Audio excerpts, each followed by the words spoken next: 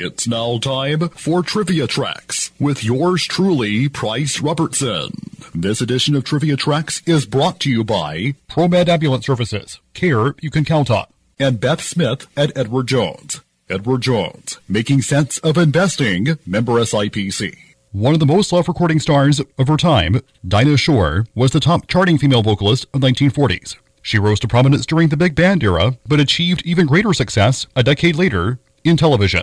For 17 years, she charted 80 hits, several of them at number one. She was born Frances Rose Shore on Leap Day 1916 in Winchester, Tennessee. When she was 18 months old, Fanny, as she was called, was stricken with polio. She recovered, but sustained a deformed foot and limp. By her 5th grade year, the family had moved to Nashville, where she completed elementary school. In high school, she was a cheerleader. After her mother's unexpected death from a heart attack, the 16-year-old enrolled at Vanderbilt University, where she graduated in 1938 with a degree in sociology. It wasn't long before she visited the Grand Ole Opry, then made her radio debut on Nashville station WSM. Shore decided to return to pursuing her career in singing, moving to New York City to audition for orchestras and radio stations. In many of those auditions, she performed the song Dinah, which led disc jockey Martin Block to call her Dinah. Soon after, the name stuck, becoming her stage name. After stints with New York's WNEW and bandleader Xavier Cugat, she signed with RCA Victor in 1940.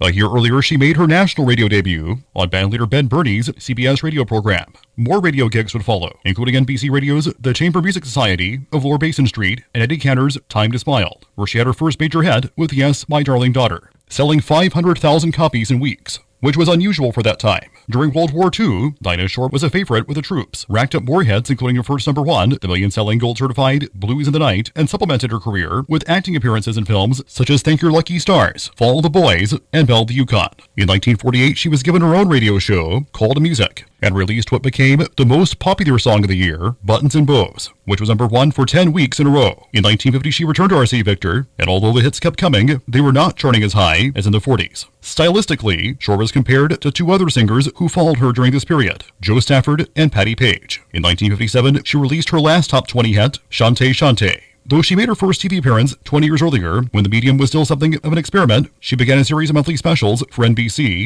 in 1956, part of the Chevy Show series. Her specials proved so popular, the show was renamed The Dinah Shore Chevy Show the following season, with Shore as full-time host. The show was an instant hit, running through 1961, after which Chevrolet dropped sponsorship. Shore, however, soldiered on, making the rounds of variety shows and specials. In 1970, she was given her first talk show, Dinah's Place. After the show ended in 1974, she fronted another talk show, Dinah, later called Dinah and Friends, which ran through 1980. In 1989, the Nashville network gave her yet another chance to host her own talk show, A Conversation with Dinah, where she conducted one-on-one interviews with celebrities, personal friends, and political figures. A longtime supporter of women's professional golf, Shore helped found the Colgate Dinah Shore Golf Tournament in 1972. In the spring of 1993, she was diagnosed with ovarian cancer and died from the disease on February 24, 1994, 5 days before her 78th birthday.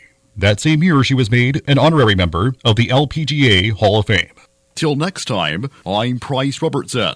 Amazed by today's trivia? Then join me for Trivia Tracks weekdays at 6:45 on Everybody's Country Y95.